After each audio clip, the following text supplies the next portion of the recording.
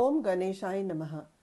महाभारत से सीख अध्याय 86 धर्म धर्म से जा मिला, यही इस अध्याय का विषय है। वन जाने से पहले धृतराष्ट्र मुख्य लोगों का श्राद्ध करना चाह रहे थे। ये खबर विदुर ने धर्मराज को बताया। धर्मराज और अर्जुन इसको सुन के खुश हुए। सिर्फ भीम ने इसका विरोध किया। फिर धर्मराज ने भीम को समझाया। श्राद्ध करने के लिए जितनी संपत्ति की जरूरत थी धर्मराज ने उन्हें दिया। भीष्म, द्रोणाचार्य, कर्ण, सोमदत्त, जयद्रथ, दुर्योधन जैसे लोगों के लिए धृतराष्ट्र ने शास्त्र संप्रदाय के अनुसार श्राद्ध किया। अधिक मात्रा में धन दौलत संपत्ति दान में दिया। अगले दिन अपने राजकीय दरबार को छोड़कर गांधारी के साथ वन को निकले। कुंती देवी अपने आप निर्णय लेकर उनके साथ वन जाने के लिए सिद्ध हुई।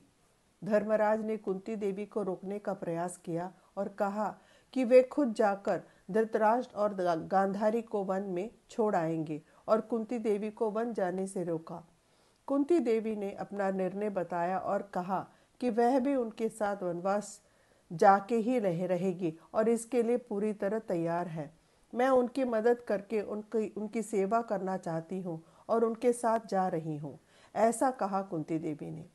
पांडव उन्हें रोकने का अत्यधिक प्रयास करने के बावजूद भी कुंती अपने निर्णय पर अटल रही और वन की तरफ निकली। उनके साथ विदुर और संजय भी गए। राज्य की प्रजा ने बड़ी ही वेदना सहित उन्हें विदा किया। वन जाने के रास्ते में वे सत्यूहन महर्षि के आश्रम पहुंचे। उन्हें उस आश्रम में व्यास जी और नारद जी ने स्वागत किया। धृतराष्ट्र को देखकर उन्होंने कहा, तुम्हारी तपस्या खत्म होने के वक्त तुम अत्यधिक प्रकाश की ज्योति से घेरे जाओगे और गांधारी के साथ सद्गति हासिल करोगे। तुम लोगों की सेवा करने के कारण कुंती भी सद्गति प्राप्त करके अपने पति से जा मिलेगी। धर्म के मुख्य अंश विदुर हैं। वे धर्म के दूसरे अंश युधिष्ठिर के शरीर में जा मिलेंगे। शीघ्र ही संजय स्वर्ग पहुंचेगा। इस प्रकार उन सबको आशीर्वाद दिया। समय बीता। पांडव कुंती से अलग होने के कारण विलाप करने लगे और बंधु बांधवों को युद्ध में खोने के कारण भी बहुत ही दुखी हुए।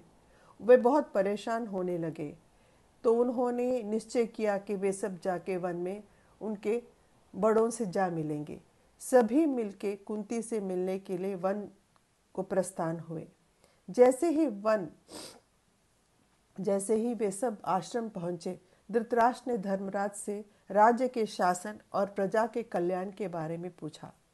धर्मराज जब विदुर के बारे में पूछने लगे तब धृतराष्ट्र ने कहा कि विदुर आजकल भोजन नहीं कर रहे हैं, सिर्फ हवा को, वायु को अपने अंदर लेते हुए तपस्या कर रहे हैं। तब विदुर उनके पास से गुजरे। धर्मराज उनके पीछे गए। विदुर एक पेड़ के नीचे खड़े हुए और उन्होंने धर्मराज की आंखों को तीव्रता से देखा।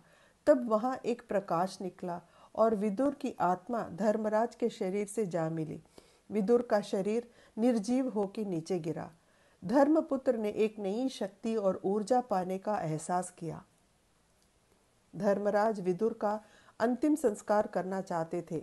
तब एक आकाशवाणी सुनाई दी, विदुर का शरीर धर्म का अंश है, उसे जलाना नहीं चाहिए।